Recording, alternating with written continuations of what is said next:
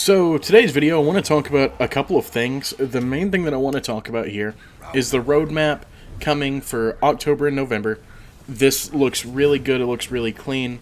The Halloween event is starting on the 17th. According to the roadmap, that's going to be really cool, all the way to November 1st. I hope the event turns out pretty okay. I hope it's not another Breach event, because I personally dislike Breach quite a bit, but I'd really like to see something else, something new. I'd like to see more of a Carousel of Death type deal that comes back every so often. But I'll talk about that in a minute. Main thing I wanted to talk about here is that now that the season's finally over, now that the season of the Hammer is finally said and done, we have a lot of options on where the team can go from here, and why I think this next season is going to be very important to For Honor's life cycle. I've made predictions based off of Reddit posts and things like that I've read about how each season is going to turn out, what they're going to be doing for each season, and the only season I've been definitely wrong about was last season, with the Hammer and Jormungandr and all that. So I want to talk about what I think next season might be, and why I think that. And we're actually going to backtrack all the way to Blackprior's event. Blackprior had a fairly okay event with the minions all around the map. I thought that was a really neat idea. Minions on two different points, but not on the main point. Hitokiri's, I was at least relatively right about. I believed Hitokiri was going to be more of an executioner bully style character, with an event kind of roaming around that idea of him being an executioner, and I was fairly right on that. With Jormungandr, I thought it was going to be more of a repair style of season rather than not very much of anything. I liked the event that they had, but there was nothing really big and new added other than that event and that new map. Jormungandr was pretty okay overall, really annoying and frustrating to deal with on a lot of fronts, as was Hitokiri, but neither one of them were really that good. Blackprior seems to be the golden child of all of the characters that have come out this year, and I'm hoping that this next character is where that's going to change at. This is my prediction for the character, and this is what I would absolutely adore seeing. The sword, I'm not even going to try to pronounce what the name of the sword. I think it's called Juan or Jean, or I don't know. I'm terrible with that type of thing. I'm sorry. But I'm just going to call it that sword for reference. The sword that he has is, according to what I've read, especially from people in my Discord and things online, it's more of a dueling style sword, which something that I've noticed, obviously it's a very straight-bladed sword. Looks like it'd be sort of very stabby style sword. I'd like to see a character very similar to Tiandi and Zhang Jun, seeing that all of the Wu-Lin are very elegant style characters, very almost tribal in their movements. They're very open, flourishing, and aren't hesitant to attack all at the same time. They were the opening characters for the offensive meta, and that's something that I adored.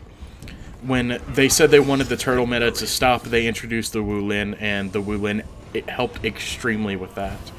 With the introduction of those four characters, that one faction, it was awesome. And now I want to talk about what I think the character is going to be and what's going to happen next season. I think right after the Halloween event, on the 31st, when they do the reveal for next season, probably release 1 week after that in November, and I hope that this character, in my opinion, is going to release, but pierce hyper armor on most of their attacks. That would be an interesting concept. Imagine a character that could shut down characters like Dodge Shove and Hitokiri's constant bombardment of hyper armor. That would be something that wouldn't break every character in the game and wouldn't cause a defensive meta to be completely broken, but would still force reactions out of your opponent like they want, and be able to counterattack people who just want to hit R2 on red like Hitokiri. And that's something that I think would be really cool. Maybe not necessarily an entire pierce animation or skewer, sort of how Gladiator has his skewer. Not something that holds him in place for a moment, but something that shuts that hyper armor down and makes him have hit stun, rather than just eat the attack. Now this would shut down a lot of characters other than just Hitokiri. This would completely ruin Shigoki in every single sense, but it would also still have a fighting chance with Shigoki, because while Shigoki does operate mostly with his hyper armor, it wouldn't be able to make it to where Shigoki can take 3,000 damage every single time he does Demon's Embrace. The main reason I'm saying that is because with Demon's Embrace, he has 2,000 milliseconds of recovery and can be dodge decked pretty heavily, meaning that a simple max punish would still stay your normal max punish against someone who's using Demon's Embrace viably. A character that could do things like that, I don't feel would slow down the game at all, and I think that would make them viable in every single game mode. And that would be something that would be super important. It would make characters like Raider, Hitakiri, Jormungandr, Shigoki, everyone who even Berserker, everyone who has very early starting hyper armor, it would make them kind of think twice about when and where they need to use that hyper armor. Do they even need to, pursue that duelist style play in that 4v4 or 2v2 game mode? Should they do that? Should they risk that? And I think that that would introduce a whole new operation to a lot of meta plays in the game. A character that could do that would be viable in a lot of senses, where Black Prior kind of is as well. Black Prior doesn't really have to care about unblockables as much as other characters, because they can flip that. They don't need to dodge as often, they don't need to parry as often, they have a lot of options out of everything. They can zone option select, they can crush and counter, or they can bulwark. And that's something that makes Black Prior a very decent character in every single game mode, while not being the best at everything. A character with the offensive capability of piercing hyper armor would really help out the game a lot in that aspect, because it wouldn't just cause people to not want to press R2 on red every single time, or R1 on red in Shigoki's case. You would actually be able to open other characters up where they normally weren't able to be opened up before, like Hitakiri and Shigoki, in that aspect. I think it'd be very nice to have a character like that, and that's just my opinion though. And that's what's going to bring me to next season. Now, I'm a very ambitious person when I talk about every single season, and I know that. Last season I wanted them to repair ledges on every map, and as someone who's an advocate for ledges, I was still pretty excited that they didn't do that, but I think it would have been a neat thing because a lot of people complain about that very often. But I want to talk about next season, not the previous seasons. With this next season, I hope that with the reveal, they're going to show the Wu-Lin as its own faction. They talked about adding the Wu-Lin as its own faction a long time ago, and I feel like that would be such a cool thing to do. Introduce the actual fourth faction into the faction war. That way we have 4 different corners of the faction war map, and people might be a little bit more involved in it, even though I doubt myself will be. I'd still like to see it happen. Apparently, at one point they may have showed off the new Wu-Lin map on accident in one of the trailers. I hope we get a new map. That would be amazing. I absolutely adore the map design that this game has, and the developers have. Like, seriously, hats off to them. They make amazingly beautiful maps. It's one of my favorite things about this game is the aesthetics, and that's one of the things that keeps me coming back. Centurion's rework, unfortunately, will not be available on release of this next season. That's something that is kind of saddening, because Centurion is still stuck in that dogshit turtle meta that's been there for so long, who can't really do anything other than parry and hope to God he gets a wall splat. But, altogether, I am going to be looking forward to this next season quite a bit. It looks really fresh, it looks very fun, and it's something that I'm definitely excited to see. With Centurion, he's just kind of turning into a worse version of Hitakiri. I'm sorry, Centurion mains, that's my honest opinion. He's basically going to be Hitakiri without the hyper armor, but hopefully he ends up getting a little bit more in his kit than he's going to be having. There's some other characters on the roster that I think do need some major touch-ups, such as Shigoki, Nobushi, and quite a few others, to be honest.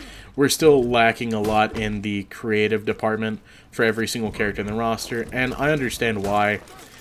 It's really hard to add more and more to the game without breaking the entire game, and I guess I can understand that.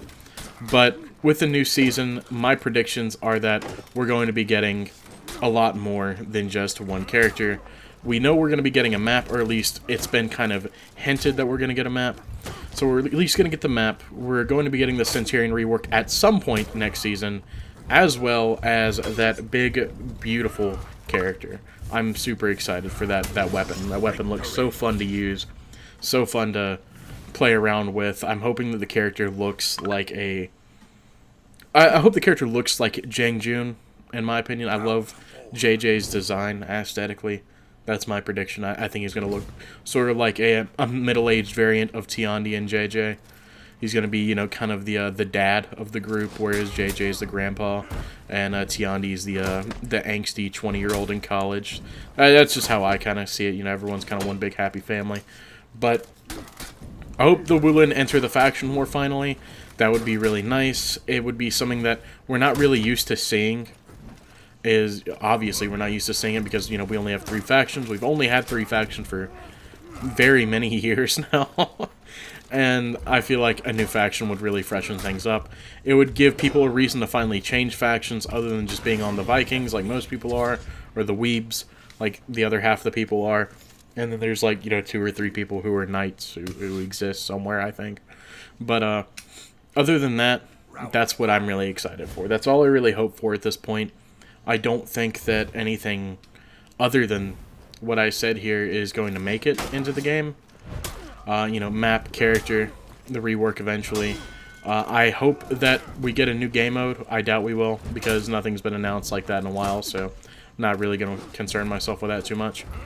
But that's what I think. Those are my predictions. If you guys agree with me, disagree with me, or think that there might be something else, let me know in the comment section, because I'm really curious on what you guys think. I want to know your guys' opinion on a new character, new map, game modes, balancing updates. Do you think there will be any balancing? I don't know if there will be or not. But if you guys did agree with me, be sure to drop a like. If you guys didn't agree with me, let me know in the comments. It'd be great to hear from you guys what you guys think about this video. So, love you guys. As always, peace, and I'll see you guys next time.